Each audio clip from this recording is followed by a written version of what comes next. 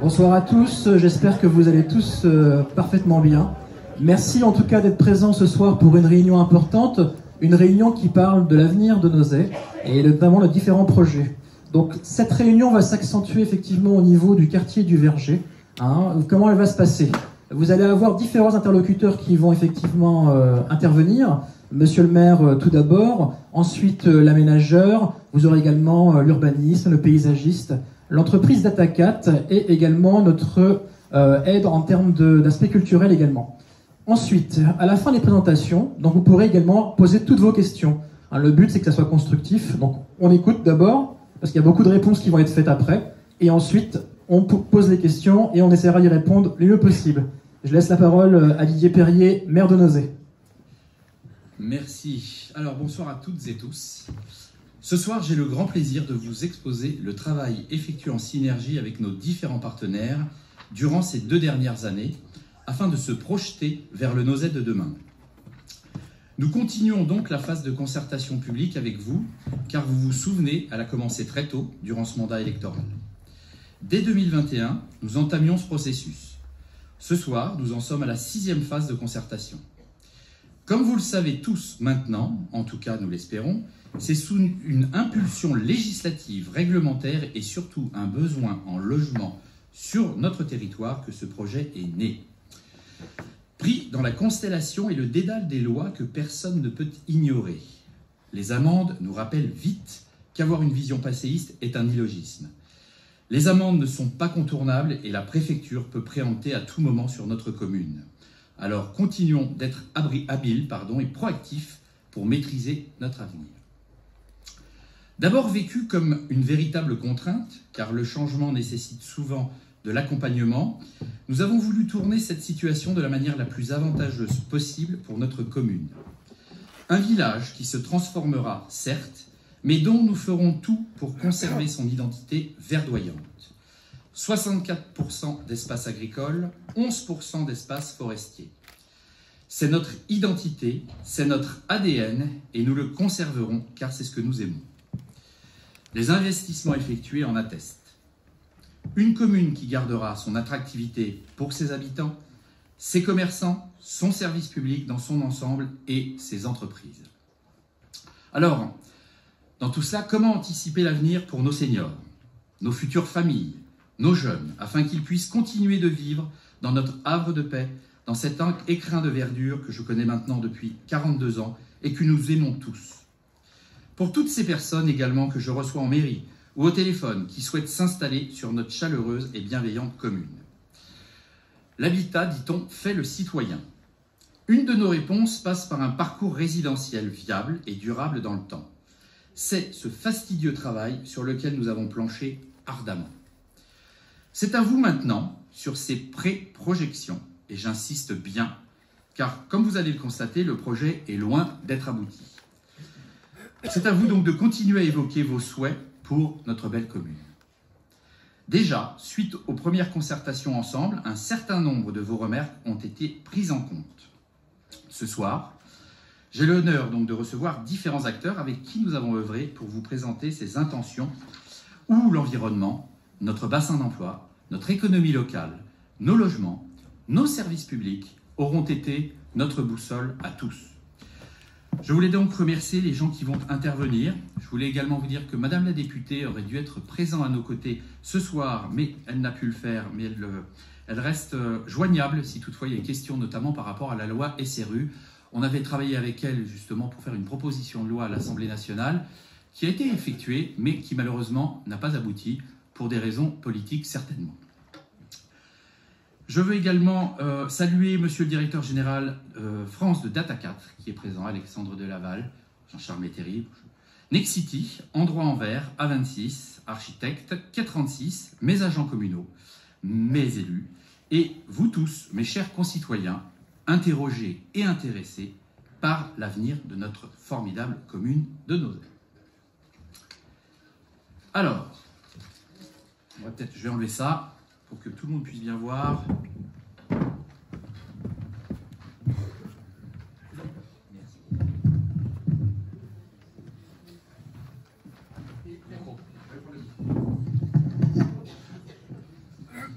Bien, donc ce premier slide est là pour vous expliquer en fait les projets qui sont en cours ou qui sont à venir. Vous avez le quartier des écoles, effectivement, que maintenant tout le monde connaît, le quartier du Verger, qui est un petit peu plus sur la zone nord, et puis effectivement la zone Data 4. Effectivement, c'est une nouvelle étape dans le développement de Nozay. Vous le savez, donc 1956, effectivement, Nozay était un hameau avec très peu d'habitants à ce moment-là.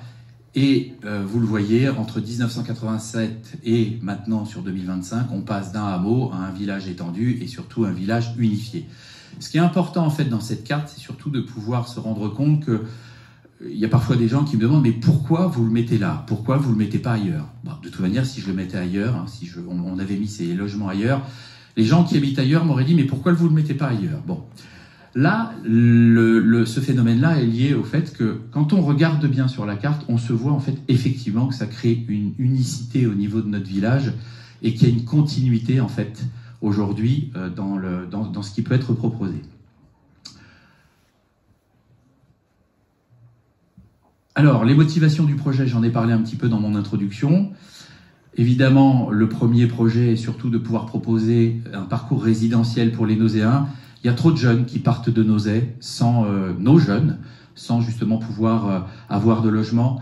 Il y a nos seniors aussi qui parfois ont des logements, mais en fait sont en sous-occupation de leur logement. Bon, alors après, pour tout un tas de raisons, hein, elles ne veulent pas partir parfois parce qu'elles sont évidemment attachées à leur maison, qu'elles ont vécu toute leur vie à cet endroit. Mais il y en a d'autres qui viennent me voir et qui me disent et qui me demandent, bah alors, qu'est-ce qu'on fait pour moi? Parce que moi, j'ai plus besoin d'avoir une grande maison. De toute manière, je ne peux plus l'entretenir. Donc, il faut penser à eux. Et puis, effectivement, nos familles, parce que vous ne le savez peut-être pas les uns et les autres, mais on a quand même perdu des habitants. On en a perdu à peu près près de 300 depuis 2016, ou 200, je ne me rappelle plus. Enfin, dans ces eaux-là. Et en fait, on voit bien que démographiquement, on est en baisse. Et donc, ça a des conséquences importantes. Ça a des conséquences sur l'attractivité commerciale, bien sûr. Ça a des conséquences sur l'attractivité même de nos propres logements. Et puis, bah, sur nos écoles. Puisqu'on s'aperçoit parfois que les écoles, il y a des fermetures de classes. Donc, pour faire vivre un village, comme on le dit, si tous les 10 ans on ne fait pas 20% de logements supplémentaires, le logement se meurt si le parcours résidentiel du village n'est pas correctement effectué. Respecter les règles réglementaires, ça c'est effectivement très important. Alors, je ne vous le développe pas maintenant, puisque je vais le développer dans le slide juste après. Mais ça aussi, c'est quand même quelque chose qui est extrêmement important, parce que ce sont nos règles du jeu. Ce sont celles, en fait, on parlait de boussole tout à l'heure, celle-ci, elle est immuable, elle est inamovible, pardon, et elle nous oblige à les suivre. Si nous ne les suivons pas, évidemment, des pénalités, on est redressé par l'État. Donc je vous l'expliquerai un petit peu dans quelques minutes. Et puis, effectivement, s'inscrire dans la planification régionale donc, du SDRIF, schéma directeur Île-de-France. L'intérêt, justement, que nous avions, c'était comment continuer de protéger nos aides, tout en sachant qu'effectivement, il y a ce développement qui doit arriver en termes de logement. Donc, l'équation, pas toujours simple, mais en tout cas, on tente de respecter par cela. Le cadre réglementaire, comme vous le voyez, on a essayé de le synthétiser. Vous connaissez la loi SRU, les 25%. À titre personnel, et c'est d'ailleurs pour ça que j'avais fait intervenir Madame la députée, 25% dans un endroit comme le nôtre, où finalement il y a déjà une densification qui est quand même plutôt forte. Moi, je trouve que c'est beaucoup. Maintenant, comme on le dit, c'est surtout pas pour aller à l'encontre des logements sociaux. Il en faut, et c'est très important d'en avoir. Peut-être que parfois, il faut aussi réfléchir à l'intégration, en fait, au niveau d'une commune, pour savoir justement comment on peut le faire un peu plus en douceur que de manière abrupte et avec 25% comme cela. Le décret tertiaire, en fait, c'est la réduction de 40% de l'ensemble des consommations énergétiques de l'ensemble des bâtiments qui font plus de 1000 m². Et donc, en 2030, nous devrons réduire de 40% nos consommations énergétiques sur l'ensemble de ces bâtiments, avec une année de référence, en fait, qui est entre 2011 et 2019. Il fallait choisir une année, et en fonction de cette année-là, eh bien, en 2030, l'État viendra nous voir, taper au carreau et nous dire, alors, en termes de réduction énergétique, est-ce que vous atteignez les 40%? C'est plutôt vertueux, mais évidemment, en termes d'investissement, il faut pouvoir les faire aussi. Et d'ailleurs, on parle des 40% en 2030, mais c'est 50% en 2040 et 60% en 2050. La loi Allure, c'est la densité d'implantation de logements sur les espaces réduits. Donc, pour les uns et pour les autres, vous le savez, parfois vous avez envie, pour ceux qui ont des pavillons, de construire derrière chez vous, puisque aujourd'hui, depuis que le PLU est en application, c'est-à-dire depuis 2017, le coefficient d'occupation des sols n'existe plus.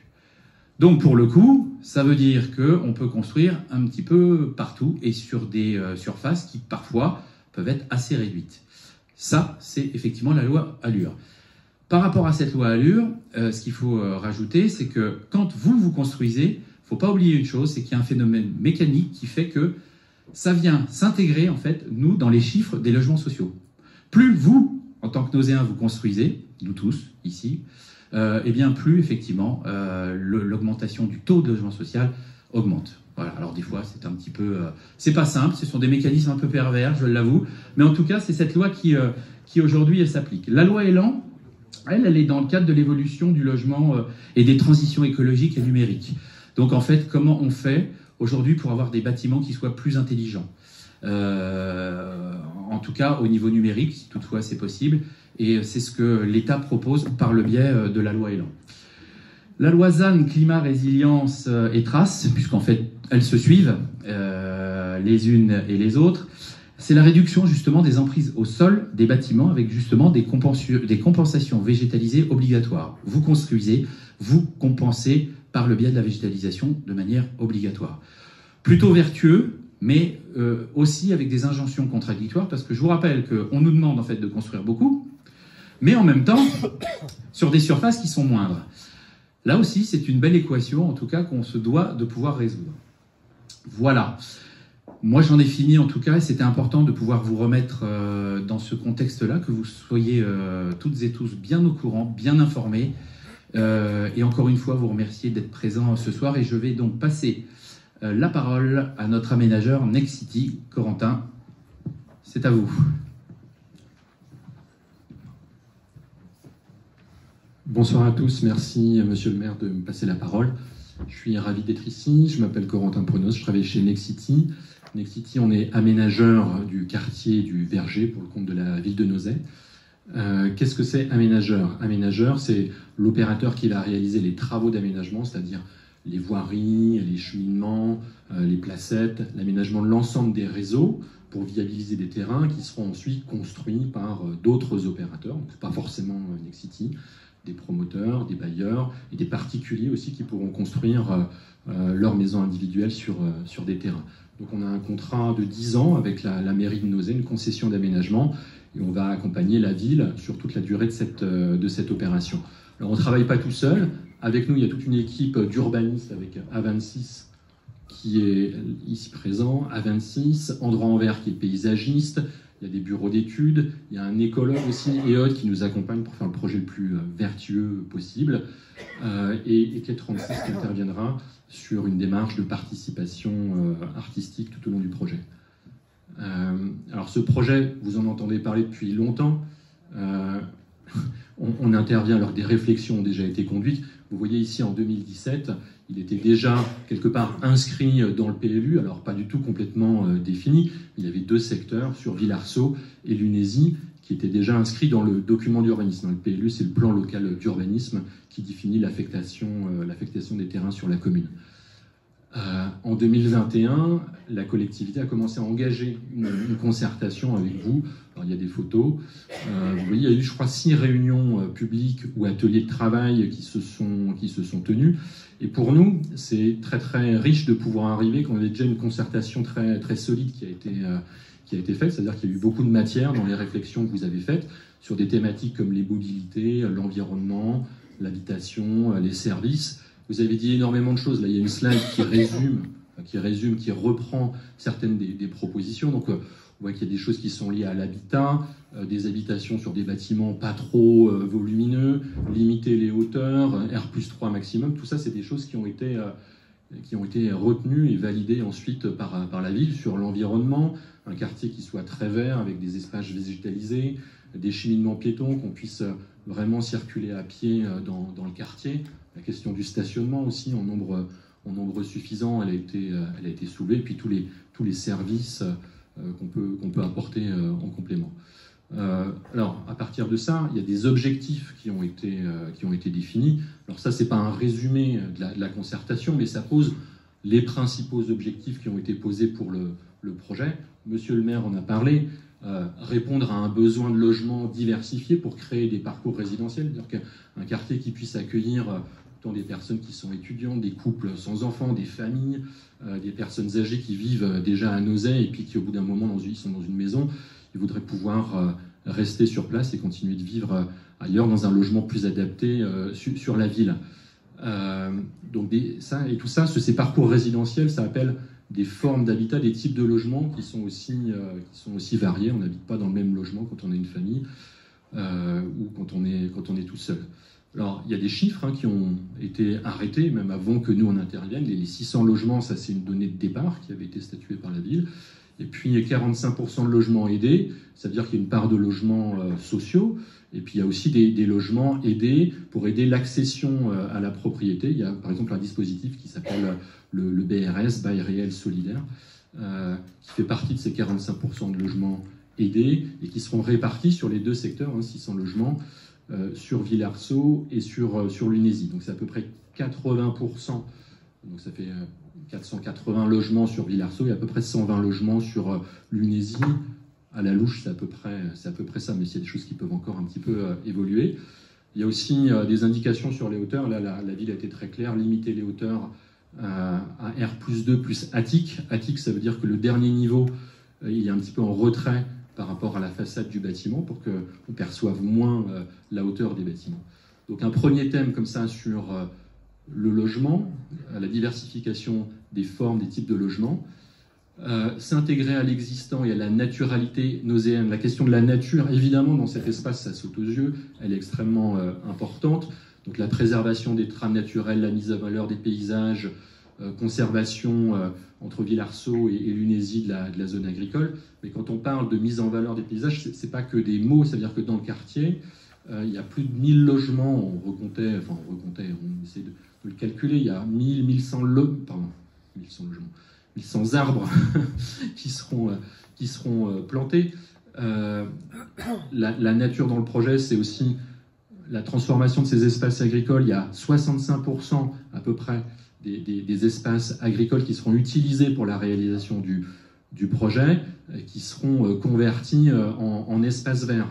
Donc on a une chance, c'est que ce quartier, il est occupé au centre par un espace boisé, qu'on appelle le verger, et on veut que cette végétation-là, elle diffuse. Donc voilà, plus de 1000 arbres seront plantés dans le projet.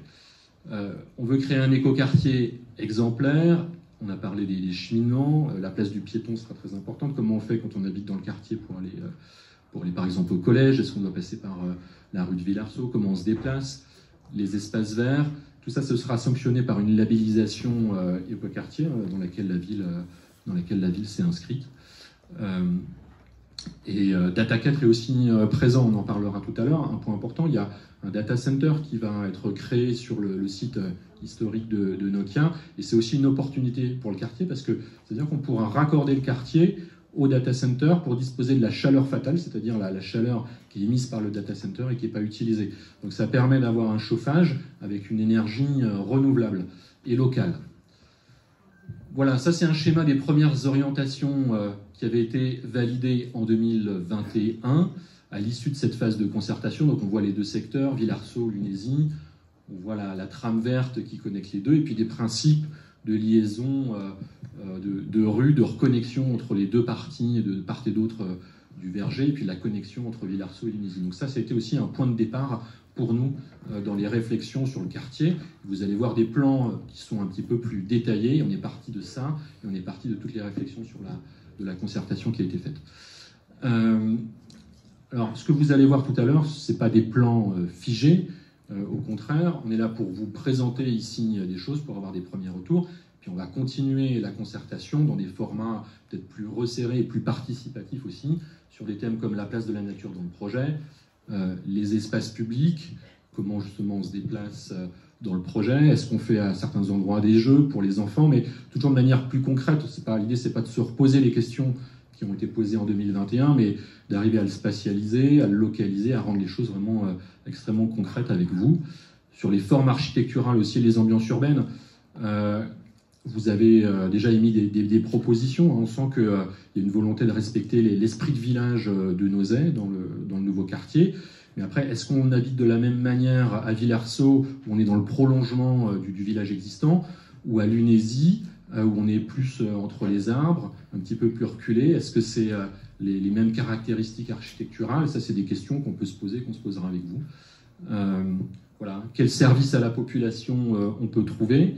Alors, je crois qu'il n'est pas question de créer une nouvelle polarité commerciale sur le quartier, mais par contre, quel service on peut apporter?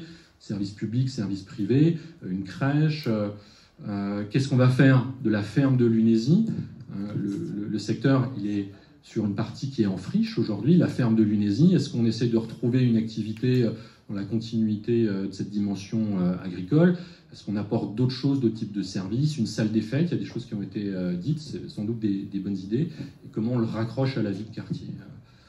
Voilà, donc on va continuer ce travail avec vous, on va poursuivre cette implication citoyenne à travers, je n'ai parlé des ateliers participatifs, peut-être des événements sportifs ou festifs. Ça c'est une image sur une autre opération qu'on réalise à côté de Caen, où l'idée c'est d'amener aussi les gens, évidemment vous êtes sur place, mais de se rendre compte en étant sur place de la réalisation du projet. Donc à travers des événements sportifs, des événements festifs, c'est aussi le moment d'échanger de manière plus informelle et de tenir tout le monde au courant des actualités, de pouvoir avoir ces discussions avec les habitants. Et puis il y a un troisième point, c'est la démarche artistique in situ. On aimerait bien que le développement du quartier s'accompagne d'une vraie démarche artistique, mais pas posée comme ça, faite en collaboration et avec la participation des habitants et aussi des scolaires. C'est pour ça qu'on a missionné Quai 36 qui est là, ici, qui va nous parler de cette démarche à la fin de la présentation. Voilà ce que je voulais dire. Peut-être un mot sur le calendrier de l'opération. Enfin, avant de réaliser des travaux, il y a quand même des études, des procédures administratives. Donc on est là pour échanger, pour concerter. On approfondit le projet. Des travaux pourraient peut-être commencer dans le courant de l'année prochaine, plutôt deuxième partie de l'année, et premiers habitants à partir de 2028. Bon, vous voyez que c'est un projet de long terme qui va se dérouler sur à peu près 10 ans. C'est long les opérations d'aménagement, mais ça se fait progressivement comme ça avec vous. Voilà, je laisse la parole à Androit Anvers, qui va présenter le projet, et à 26. Merci. Bonjour à tous, c'est Camilla Dufy, Androit Anvers, je suis paysagiste concepteur. Et je vais vous présenter aujourd'hui notre esquisse. Donc c'est notre première approche de projet sur ce site où on va vous montrer un petit peu comment est-ce qu'aujourd'hui on atterrit par rapport à des grands principes qui nous avaient été donnés et listés précédemment. L'un des principes fondamentaux de notre projet, c'est l'inscription du quartier dans le paysage. Paysage nozéen qu'on a rappelé être assez caractéristique par ce village central au cœur de son plateau agricole avec des ponctuations boisées qui sont assez présentes, proches du village mais aussi lointains et qui tapissent l'horizon. Ce paysage, il est quand même contrasté. Il est contrasté, en tout cas le site dans lequel nous on s'implante, il reprend toutes ces caractéristiques, donc la zone urbaine mais aussi les champs et les forêts. Et l'importance, en fait, dans l'implantation de notre secteur, ou du moins ce que l'on va réussir à préserver, c'est cette caractéristique de corridor agricole, mais aussi, et sans passer trop vite, pardon, de retrouver un petit peu le traitement des franges, parce que les franges, aujourd'hui, c'est un site, si on se plante au milieu, au niveau de Villarceau, on se rend compte que finalement, c'est une zone qui a un environnement urbain et qui est déjà inscrit dans l'urbain. L'idée, ça va être de regarder un petit peu ces franges et de venir les répéter et les retrouver sur les zones périphériques afin que lorsqu'on est à l'extérieur du quartier, il n'ait pas un impact visuel probant. Le second enjeu, ça a été de reconnecter Lunézy à la zone Villarceau pour vraiment constituer cette grande unité qui sera le quartier du Verger. Vous l'avez vu sur la slide de l'OAP plus tôt, il y avait un grand trait noir qui remontait vers Lunézy. Et nous, il nous a semblé important de faire en sorte que ce grand trait noir, qui est une liaison, une rue ou un chemin, une routière, soit en fait un chemin, et qu'il permette aussi de construire des continuités entre le grand bois de Villarceau et les parties boisées qui longent le secteur de Lunésy. Ainsi, alors c'est une proposition, c'est encore à discuter parce que comme on vous l'a dit, c'est un projet à l'étude. Nous avons à cœur de préserver une continuité entre Villarceau et la partie nord en décalant en fait la rue de sorte à ce que déjà Lunésy soit raccroché plus facilement et plus aisément au cœur de ville, mais aussi pour garder cette continuité, cette grande trame verte vers Lunésy. De plus, cette zone-là que vous voyez entre ces deux quartiers, en fait, ce ne sera pas du tout une zone construite, ce sera une zone qui sera réservée au développement de la biodiversité et de la nature avec des espaces qui seront préservés et conduits pour le vivant. Dans cette inscription paysagère, on va donc à la fois avoir un travail d'insertion à faire avec notamment la requalification des franges. Donc c'est les traits jaunes que vous voyez en fait sur la périphérie. Donc il y a à traiter les franges en courtoisie avec le projet existant pour qu'en fait ce soit pas une masse qui soit imposée mais bien une continuité du village, mais aussi de l'intérieur du quartier vers l'extérieur pour que quand on arpente les paysages que l'on apprécie tant, ce quartier en fait vienne et ne soit pas plus imposant qu'une autre frange de la ville ailleurs. On a aussi des opportunités qui sont là, notamment des points d'intérêt, et on va reparler en fait de ce grand axe du bois qui, très symboliquement en fait, historiquement était un verger et planté de noyers, et on sait ô combien ces noyers sont importants pour Nozay. Alors du coup, à l'avenir, on va faire une évocation paysagère, en tout cas par rapport aux noyers. Et vous avez donc la partie du verger, ensuite des zones en fait de confortement. Alors parce que ce verger, il s'est enfriché, il s'est boisé, et il nous a paru important de réserver des zones où en fait on n'aurait aucune intervention. Parce qu'aujourd'hui, dire que l'on végétalise, ça peut pas suffire. Il faut aussi préserver. Et l'intérêt, notre focus est vraiment de retrouver des zones ici qui soient vraiment préservées. Notamment aussi le bois autour de Lunésy, où vous voyez toute une partie en fait grisée qui est sortie de notre secteur parce qu'on ne veut pas y toucher. Je vais donner la parole à Francis, qui est notre urbaniste. Bonsoir. Donc je représente le côté urbaniste paysage, urbaniste architecte de l'équipe. Et sur cette introduction, on voyait comment on a placé et on a ces grandes masses, ces grandes respirations paysagères, comment on va les valoriser, comment on va finalement venir installer un programme urbain à travers ce cadre, à travers ce tableau. On commence par un premier élément qui va être celui, on va l'appeler l'armature urbaine, c'est-à-dire finalement l'adressage de cet ensemble urbain. Ça se fait dans un premier temps, on a voulu mettre en avant l'aspect piéton, c'est-à-dire ces parcours du quotidien pour aller à l'école, vers le quartier des écoles, et à l'extrême nord pour aller vers les champs le week-end, en balade en jogging. Sur la partie ouest, évidemment, relier le plateau sportif de Villarceau. Ça, c'est un premier élément d'ancrage de ce programme bâti, c'est via ces fils conducteurs piétons qui sont des supports de déplacement du quotidien sur des sentiers dédiés et qui fonctionnent de manière imbriquée avec le paysage. Dans l'étape d'après, on réfléchit à un ancrage d'accès et d'adressage des bâtiments, c'est-à-dire quelles sont les rues principales, les rues qui seront amenées à recevoir de la circulation, sur lesquelles on va pouvoir s'appuyer pour placer tel ou tel secteur, tel ou tel ensemble résidentiel. Et là où on a un parti assez ambitieux, c'est de s'appuyer sur le moins de rues possibles. Quand j'entends rue, j'entends des rues circulées. C'est-à-dire qu'on a, à l'échelle la plus domestique, c'est-à-dire à l'échelle habitée, on a un système plutôt de centre, alors qui n'est pas représenté ici, mais qu'on verra sur la vue d'ensemble juste après, un système d'impasse piétonne très, très apaisé, c'est-à-dire avec peu de circulation et mélangé entre les piétons et les habitants.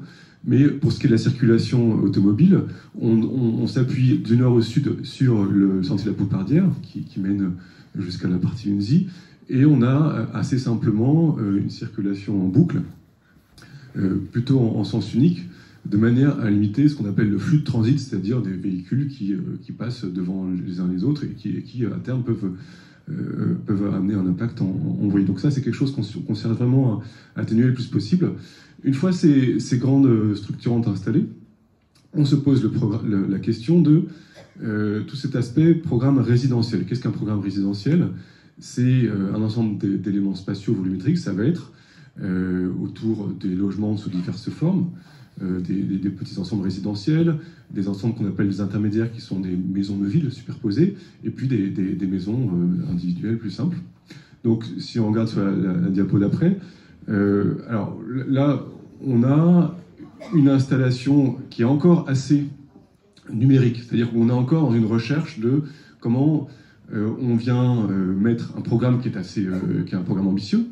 Ce qu'il faut bien garder en tête, ce que rappelait tout à l'heure Monsieur le maire, c'est qu'on a un PLU qui cadre les choses de manière assez précise, et notamment sur la question des hauteurs, avec pour plafond le clocher de l'église. Donc, cette injonction, enfin, en tout cas ce besoin et cette envie d'une ville en développement, mais un paysage qui lui-même a prendre la place et a une part importante.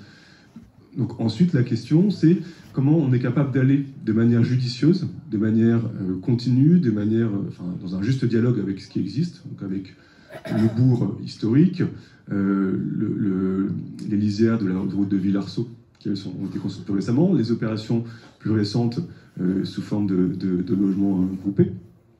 Donc comment on va installer ces différents programmes bâtis en bonne intelligence.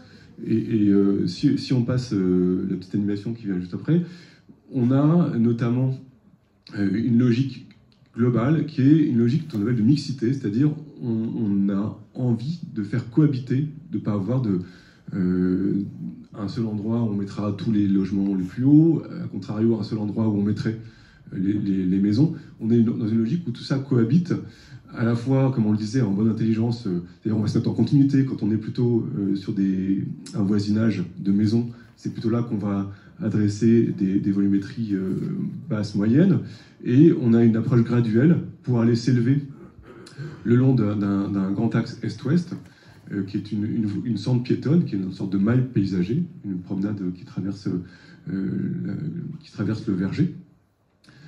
Et si on regarde cette fois-ci côté sud-ouest, j'allais dire en lien, en tout cas en accroche avec le secteur des écoles en mutation et la Sente et la rue des Verprés, on a un petit ensemble qui propose à rez-de-chaussée notamment cette crèche qui s'installerait et qui viendrait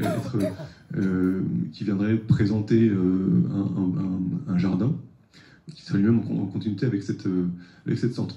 Donc, si je résume, il y a un programme qui est défini sous forme de trois formes d'habitat, des petits ensembles résidentiels qui sont en hauteur, qui culminent à un rez-de-chaussée, 2 niveaux, et ce qu'on appelle cette fameuse attique ou des combles. Ensuite, on a ce qu'on appelle des logements intermédiaires, donc maisons superposées, et cet ensemble de maisons qui sont soit des lots à bâtir, qui sont donc l'acquéreur construit sa propre maison avec son architecte, soit des maisons qui sont construites par bande, qui sont des maisons mitoyennes, qui elles viennent s'installer le long de voies apaisées. Si on regarde maintenant un petit peu plus en détail, parce que ça c'est pour l'ensemble, mais maintenant il y a quand même une logique de dire, c'est peut-être pas la même chose que d'habiter dans la partie nord, dans une partie plus reculée qu'est l'UNSI, et c'est peut-être pas la même chose que d'aller habiter en continuité avec le bourg, et je vais laisser la parole à mon confrère Lionel qui va vous présenter les intentions de ce côté-là.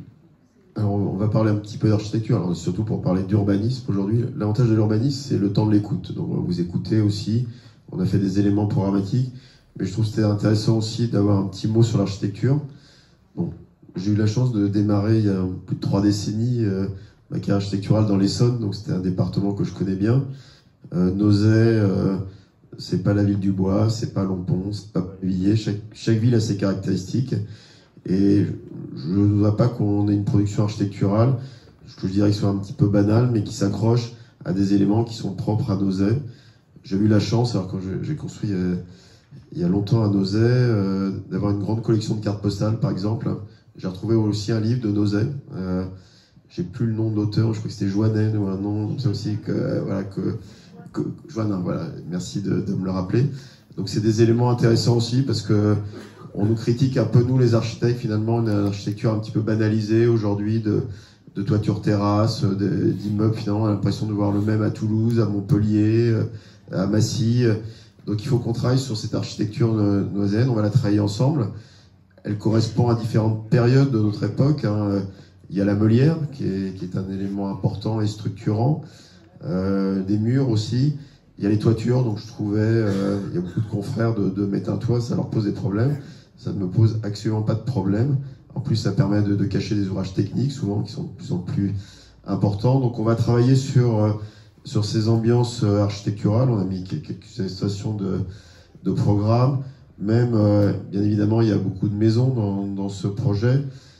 Traiter la maison, on va sortir de cette logique un peu de lotissement. On a quelques images en bas à gauche où comment on va traiter l'espace public, le rapport entre la maison et l'espace public, comment on va pouvoir un peu cacher la voiture, sortir un peu de cette logique, ma porte, la voiture devant, puis finalement on a une rue, on a plein de portes, traiter les ordures ménagères, traiter les coffrets techniques, les boîtes aux lettres, voilà, tous ces éléments on va les travailler en nous, travailler aussi des éléments de pignon qui redonnent l'échelle des maisons qu'on veut retrouver, et dans le projet qu'on va bâtir ensemble sur cette partie architecturale, on va essayer de retrouver ces éléments. S'il y a des gens qui s'intéressent aussi à l'histoire de Nozay, c'est intéressant aussi de retrouver notre identité quand on crée un quartier.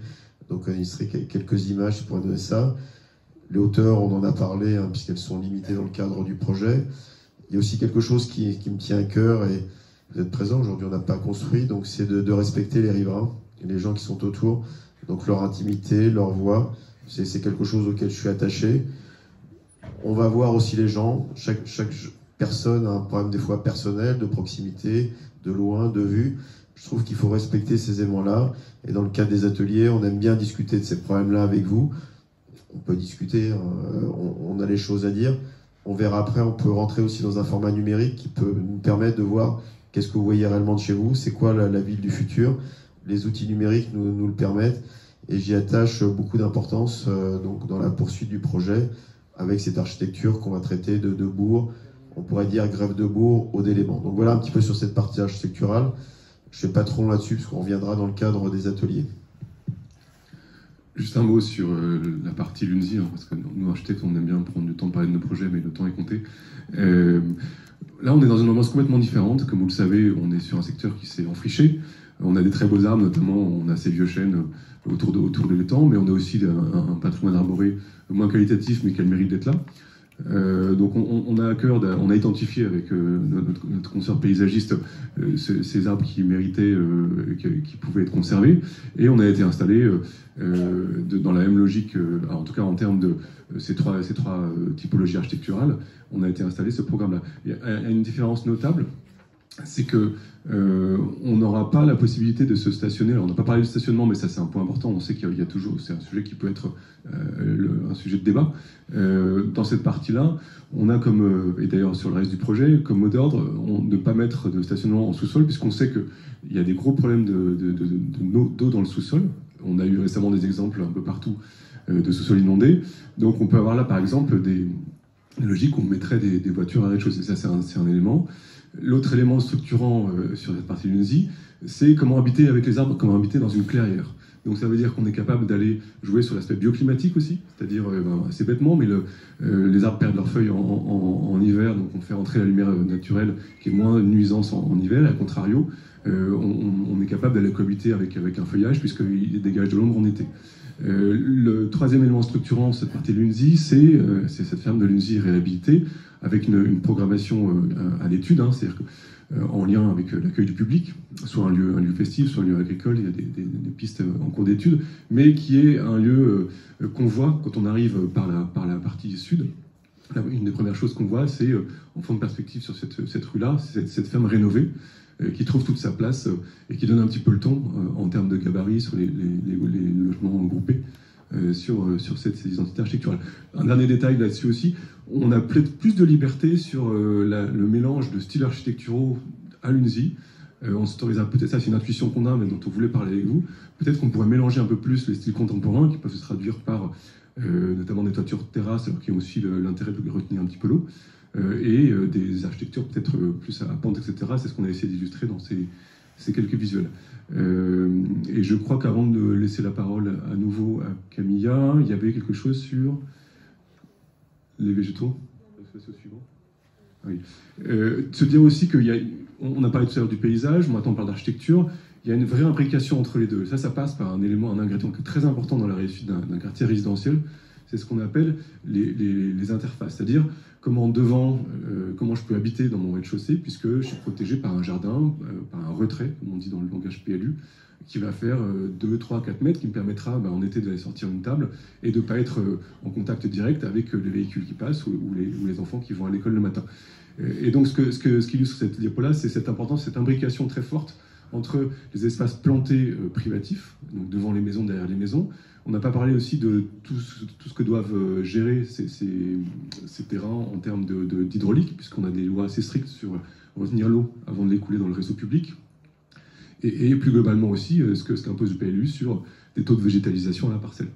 Donc tout ça contribue, au même titre que le paysage global, à un paysage plus résidentiel qui est un élément important dans la cohabitation justement entre le bâti et les grands espaces ouverts. Et pour terminer rapidement sur l'aspect, on a parlé tout à l'heure des routes. Si on regarde maintenant à une échelle plus fine tout ce schéma de sentiers et de routes, on peut passer à la diapo suivante. On voit là, en différentes couleurs, ce qu'on appelle la hiérarchie viaire, c'est-à-dire ces grandes voies à double sens, et à contrario, ces voies les plus apaisées et plus piétonnes que sont celles qui sont représentées en vert.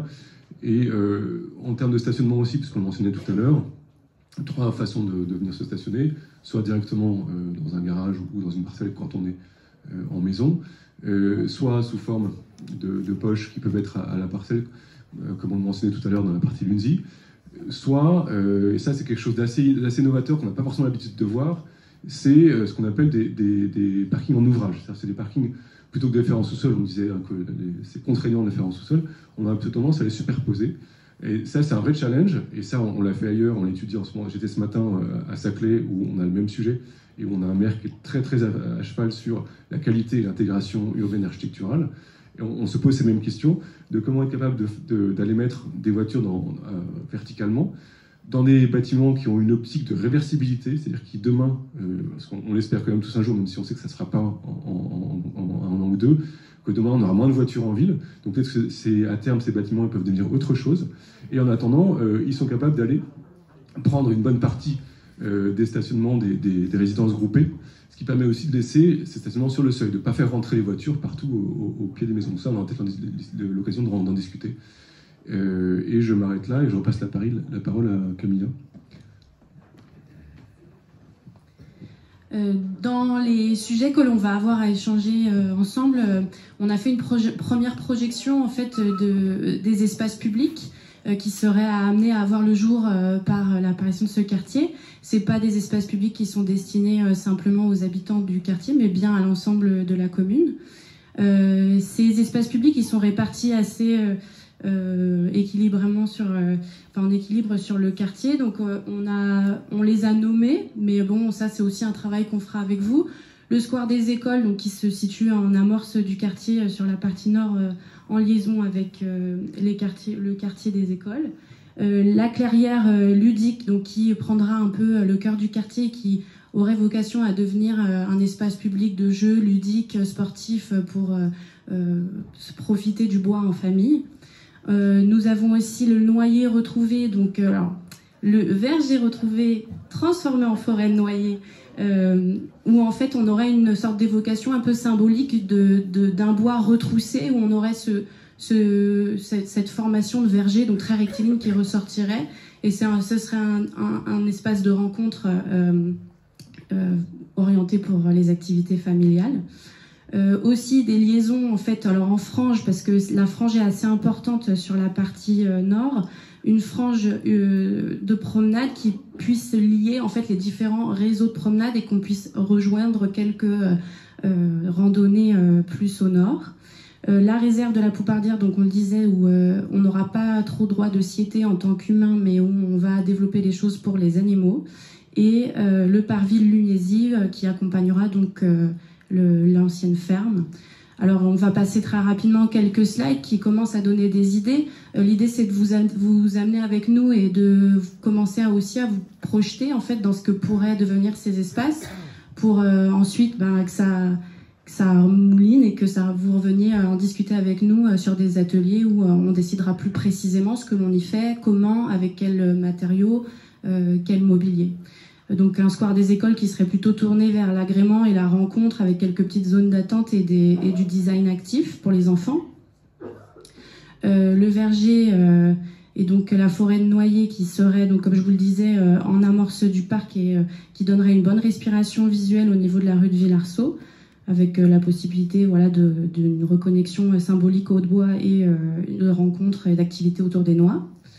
Un lieu animé, ludique et sportif qui donne à vivre le bois, donc une clairière retrouvée aussi au centre avec des tables de ping-pong, des jeux pour enfants qui sont plutôt dans une ambiance naturelle, naturalisante. Une promenade du Ruisseau Blanc, donc la connexion aux randonnées et aux différents sentiers de promenade, ainsi que quelques petites haltes nature autour des jardins de pluie. Une zone retrouvée donc pour la biodiversité où on aurait un développement, donc en fait on aurait une conduite du milieu qui existe aujourd'hui, qui s'est déjà un peu enfrichée, mais aussi une extension sur la partie plus au nord pour avoir un reboisement un peu plus conséquent.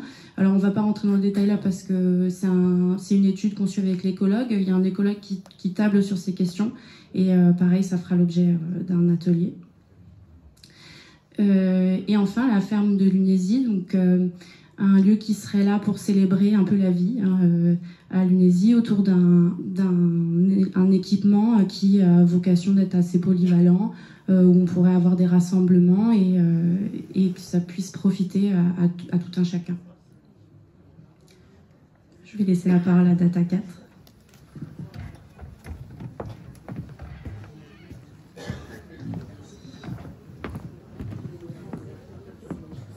Bonsoir à toutes et à tous, bonsoir monsieur le maire.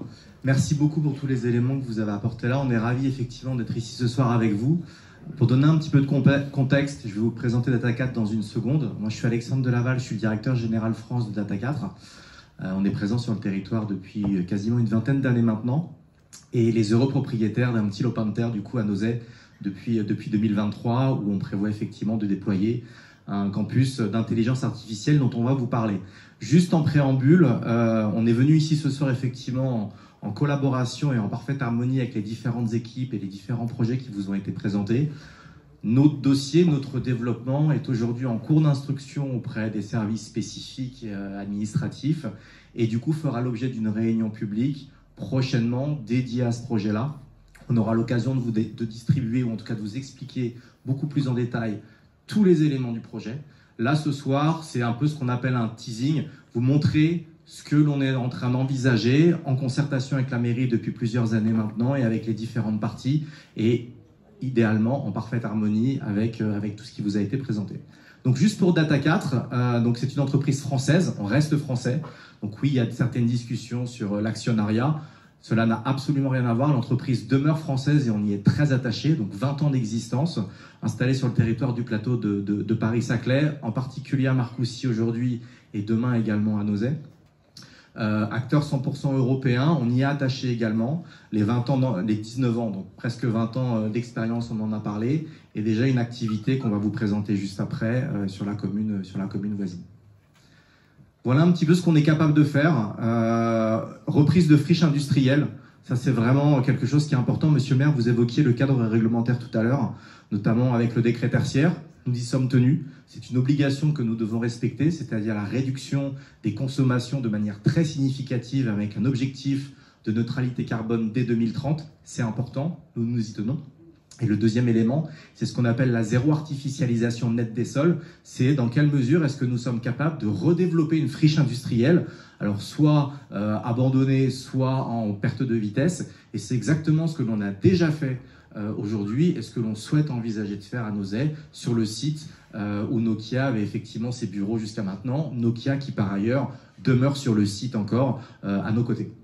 Donc voilà, c'est pour vous présenter un petit peu le savoir-faire de Data 4. Donc aujourd'hui, je le répète, Nous sommes installés sur la commune adjacente et également, du coup, prochainement à Nozay sur le terrain dont on vous parlait.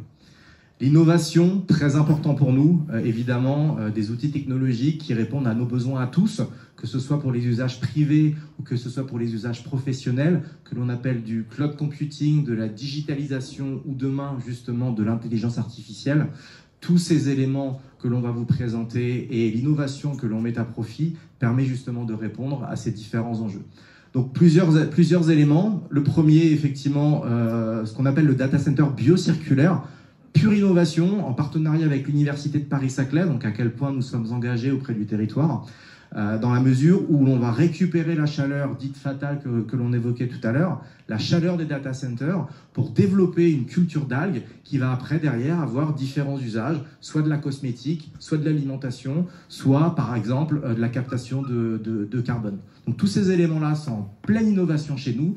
On aura l'occasion d'inaugurer ce proof of concept, comme on dit, ce test grandeur nature, courant mai, avec notamment l'Université de Paris-Saclay. Donc, ce sont des éléments qui nous tiennent à cœur dans notre transition énergétique, dans la réduction des gaz à effet de serre, pour justement contribuer à notamment ces réductions massives d'électricité. Le deuxième élément, c'est la valorisation de la chaleur fatale en tant que telle, c'est-à-dire ni plus ni moins utiliser la chaleur pour venir chauffer une habitation, un bureau. En l'occurrence, on l'a fait pour nos bureaux sur le site de Marcoussis. Et c'est exactement le lien qui nous unit tous autour de ce beau projet du développement de la zone des vergers, dans la mesure où cette chaleur va venir réchauffer les différentes habitations. Et l'objectif, l'ambition que l'on s'est fixée tous ensemble, impulsé par le maire notamment, c'est de proposer une chaleur qui soit en dessous, à un prix inférieur du prix du marché. Donc l'annonce est faite, et c'est exactement dans ce sens-là que l'on travaille pour constituer avec notre partenaire Engie notamment, et Nexity notamment aussi, ce beau programme. Et le troisième élément, c'est tout ce qui gravite autour de la construction, donc c'est les data centers durables. On est vraiment dans une dynamique depuis plusieurs années, et c'est clair, on le voit sur notre site, on en fait la promotion clairement. On est dans une stratégie de développement bas carbone, on est sur une forte croissance, certes, mais une croissance responsable, raisonnée, de sorte à justement pouvoir travailler des projets, des programmes les plus ambitieux possibles et qui justement s'intègrent le mieux possible dans l'environnement, tant sur la partie esthétique que la partie sonore, que la partie synergie avec le territoire, avec notamment cette récupération de chaleur fatale, pour vraiment travailler et se développer en parfaite harmonie avec le territoire. Quelques réalisations, je l'ai dit à plusieurs reprises, et j'espère que vous le ressentez, on a un ancrage territorial très fort. Aujourd'hui, on est acteur autour sur le plateau du Paris-Saclay, donc aussi bien avec la communauté d'agglomération, avec des thématiques sur l'intelligence artificielle notamment, également avec Marcoussis sur des associations sportives ou sur différentes visites, et également déjà à Nozay, où on a eu le plaisir d'accueillir plusieurs classes du collège, au fil des derniers mois, pour justement faire découvrir notre métier, discuter un petit peu autour des enjeux du numérique et présenter les éventuelles opportunités d'emploi, parce que oui, un data center crée de l'emploi également et permet de créer un développement et un écosystème tout autour. Je laisse la parole à Jean-Charles pour vous présenter un tout petit peu plus en détail le projet. Merci Alexandre. Bonsoir à tous, je suis Jean-Charles Métairie d'Atacat, chef de projet de l'opération Par 3, et en effet c'est un projet d'envergure parce qu'on parle en fait du premier campus dédié à l'intelligence artificielle, donc qui sera développé ici à Nozay sur l'ancien campus Nokia,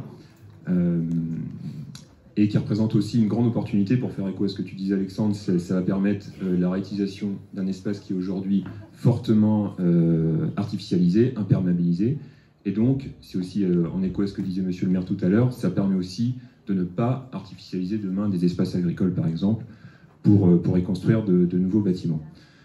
L'autre opportunité qu'on voit sur un site déjà existant, c'est de par notamment les activités des constructions, où on met en place des systèmes de revalorisation et de systèmes d'économie circulaire pour utiliser des équipements et des matériaux présents sur site. Aussi, j'en profite pour vous un mot aussi sur la partie déconstruction. Je suis moi-même le chef de projet sur cette partie au nom d'Atacat aussi. Voulez-vous confirmer aussi qu'on met en œuvre tous les moyens à notre disposition pour évidemment réduire un maximum les impacts, notamment sur les sujets de poussière qui sont peut-être présents en ce moment avec le beau temps, Et donc on a mis en place de nombreux moyens d'arrosage et aussi de pulvérisation pour réduire au maximum ces impacts. Si vous voulez revenir à la diapo précédente. En termes d'études du campus, il y a un gros travail qui a été fait sur la mise en œuvre, sur l'intégration paysagère, pardon. Notamment, je parlais de déconstruction. Donc, un des challenges que l'on a, c'est de conserver un maximum d'arbres existants.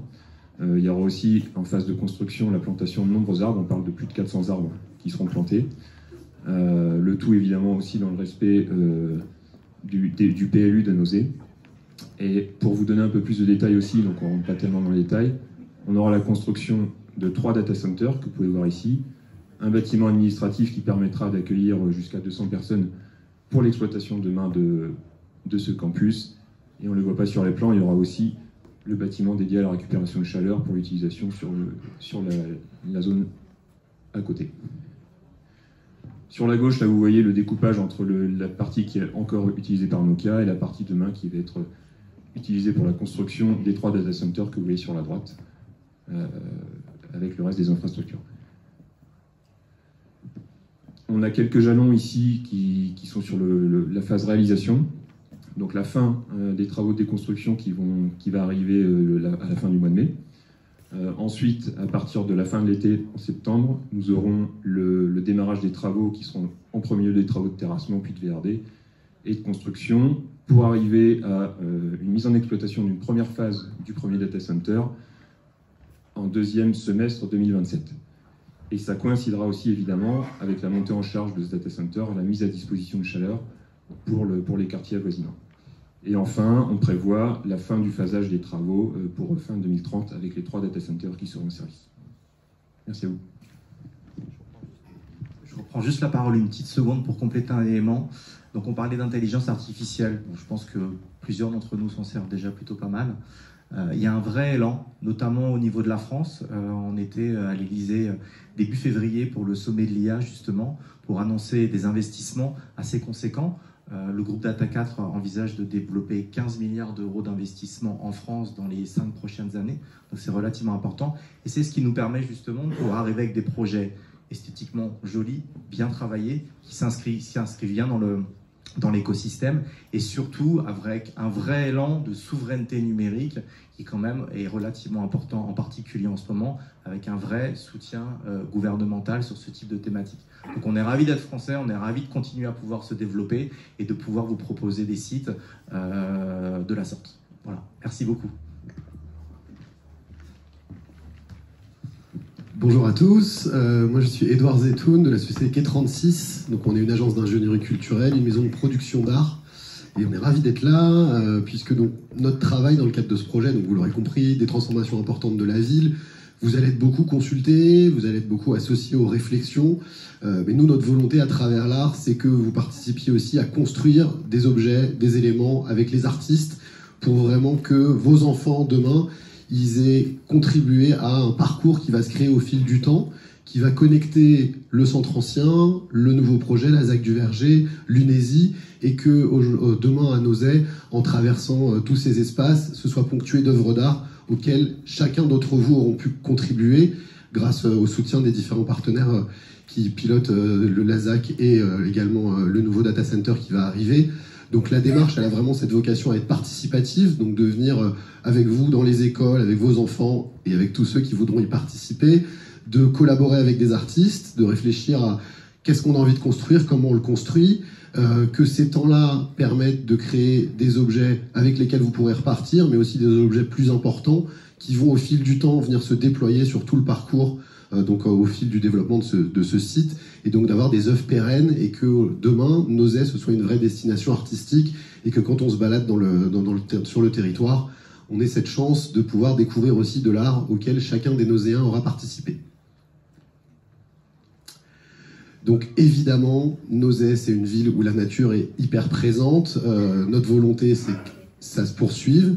Et donc, on a beaucoup d'artistes avec lesquels on a pu travailler qui s'appuient sur l'art justement pour créer des œuvres, créer des objets et venir réenchanter l'espace public. Et donc à ce titre, on veut travailler autour de cet enjeu de nature et de land art. Je vous montrerai quelques autres exemples juste après. Ça, c'est un premier sujet qui est assez essentiel pour nous. Le deuxième, c'est celui du développement durable, celui du réemploi. On le sait, voilà, on produit tous énormément de déchets. Et donc, comment est-ce que toute cette matière qui est créée tous les jours, on en fait des objets poétiques, et ça vient accompagner aussi ce parcours qu'on veut créer, et comment est-ce que chacun d'entre vous peut y contribuer, parce que l'enjeu, c'est pas juste de venir et de poser des choses, c'est vraiment aussi de créer une dynamique, et que chacun ensuite ait envie de continuer à travailler avec des artistes, et peut-être pourquoi pas que chacun devienne artiste soi-même. Donc à ce titre-là, autour de la nature en ville, voilà, ça c'est un exemple, pour être très concret avec vous, c'est une artiste qui s'appelle Myriam Roux, avec laquelle on travaille beaucoup, qui donc est passionnée par la nature, elle vit dans la nature, et l'idée c'est de travailler avec les enfants, de les accompagner sur comment est-ce qu'on tresse de l'osier, du bambou, pourquoi pas travailler aussi avec des essences locales, et donc que tous vos enfants puissent participer à créer un objet incroyable qui va venir ensuite s'installer dans un premier temps dans le centre-ville, qui petit à petit va pouvoir se développer, être installé aussi dans la ZEC du Verger, et comment on crée une promenade artistique autour de la nature et de la place de la nature à Nozay qui est si importante sur tout le territoire. Donc voilà quelques exemples de choses qui ont été réalisées. Donc vous voyez, esthétiquement, c'est assez fou, assez génial, en même temps assez ludique. Et il y a vraiment cette idée que chacun puisse y participer, y contribuer.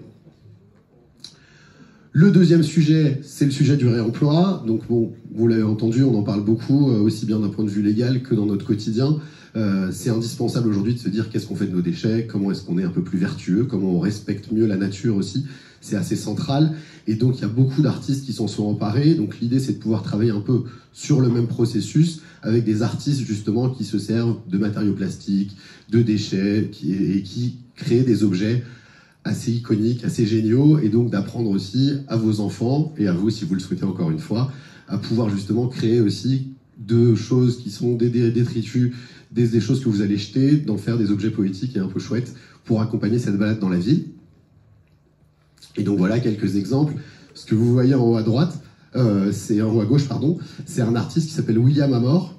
Il fait ça à partir de bouteilles en plastique, et donc il recrée de la nature, de la flore, à partir de ces éléments-là.